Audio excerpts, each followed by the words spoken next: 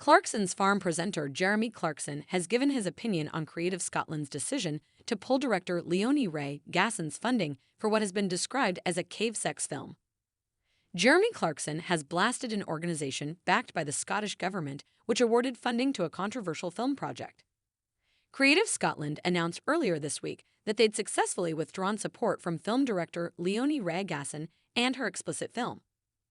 Creative Scotland originally agreed to award almost £85,000 to Leonie, who claimed she was filming a raucous communal exploration of dyke sexuality. However, upon learning that the offering would include non-simulated sex acts and a secret cave sex party, the organization has decided to withdraw funds.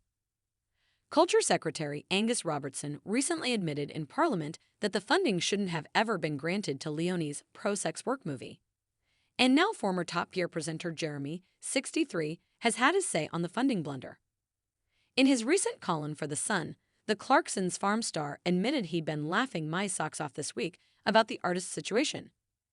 Obviously, she needed funding for the project, and that was likely to be tricky, he wrote. Because not even the Scottish government is daft enough to say yes to financing a bout of explicit on-screen sapphism. So Ez Gasson came up with a cunning plan and instead of describing her film as porn, said it was an exploration of dyke sexuality. And then, for a bit more wokery, she claimed it would be a magical, erotic journey through the Scottish countryside. He then explained that Leonie's description had done the trick, being awarded with £84,555. After making a joke about just Jetkin's 1974 erotic drama Emmanuel, Jeremy said, "But this week they realized it would be nothing more than 3 sex workers going at it in a cave, and the funding has been withdrawn. Boo." On the withdrawal of funds, Creative Scotland said, "What has emerged in the latest phase of the project represents a breach of the conditions of funding award, as the nature of the project has changed.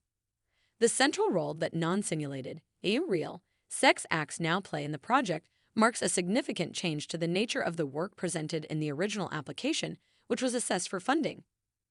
The statement added that while the organization seeks to push creative boundaries, it must allocate cash to projects which are an appropriate use of public funds. Arts body Creative Scotland has now announced it will be seeking to recover all money awarded to the Glasgow-based director. Express.co.uk has reached out to Leonie for further comment.